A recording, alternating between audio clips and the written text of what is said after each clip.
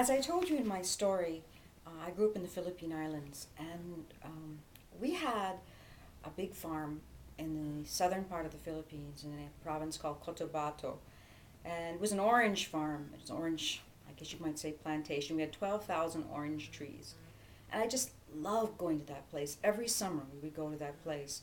And it was always adventures. I mean, whether it was encountering cobras or even pythons and just swimming in the river, or going down the chute, branding cattle. It was wonderful. It was just a wonderful, child's adventure land. It was also wonderful because for me, it was a time when I could get really close to my dad. My dad was a very busy guy, and I never really had the opportunity to get close to him. But in the farm, he had time for us.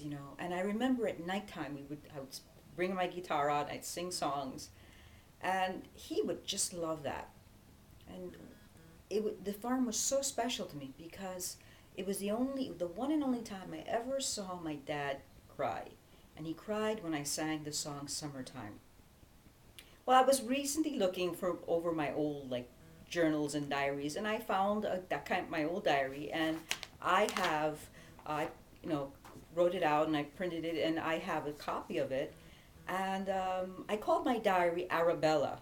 It was kind of personal, so I'd like to do this for my dad. He's been dead. He died when I was 14, and I was very, very close. I got really close to him on the farm. So the farm, like I said, means a lot to me. So here it is. Here is the farm. A journal entry for the farm.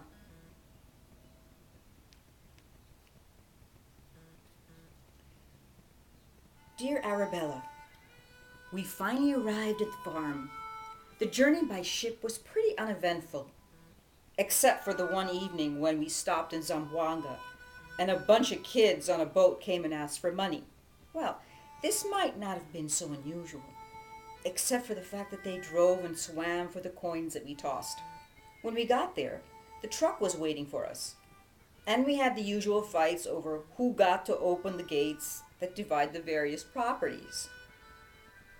As we approached the house, the sweet odor of orange blossoms from a welcoming chorus of about 12,000 trees permeated the air. When night fell, we heard haunting drums coming from the Bilaan barrio, announcing our arrival. I have learned so many things from the Bilaan children, like how to take the pinchers off of a centipede so it can't sting you. We usually spend the days in several ways. The most fun, of course, is sliding down the irrigation chute. Of course, Daddy makes us clean the chute before we start to play. This is a task we usually don't like, as there is always a foot of sticky muck at the bottom of the chute. Also, because the chute is so rough, Mama has ingeniously sewn about 10 layers of burlap onto our bathing suits. Yesterday, a cobra decided to join us and slid down the chute. We all screamed and jumped out. Tommy and Emilio showed off by jumping back in and flinging it out with a stick. The thing I love most about the farm are all the different wild animals one never sees in the city. My favorite is the coconut beetle. This animal is really scary looking. It's like something you might see magnified in a Hollywood horror movie. It's all black and about the size of my palm. Its body looks like it has heavy armor with 2 horns, which it uses to penetrate the thick husk of the coconut and extract coconut water. It has 6 hairy, skinny legs which it uses to grip the coconut. This summer, a cow gave birth to twins and died.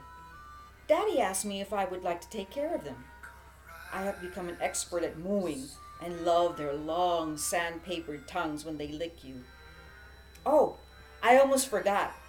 Yesterday, as we were heading for the reservoir for some fishing, we saw a huge log on the road. As we got nearer, though, we realized that it wasn't a log at all, but a 10-foot-long python. Our first instinct was to run home, but curiosity got the better of us, so we approached it from about 10 feet. It really has the most beautiful skin, which seems to change color as its muscles ripple. Well, I have to get going now. Daddy has promised to bring a horse home, and I can just see them coming over the horizon.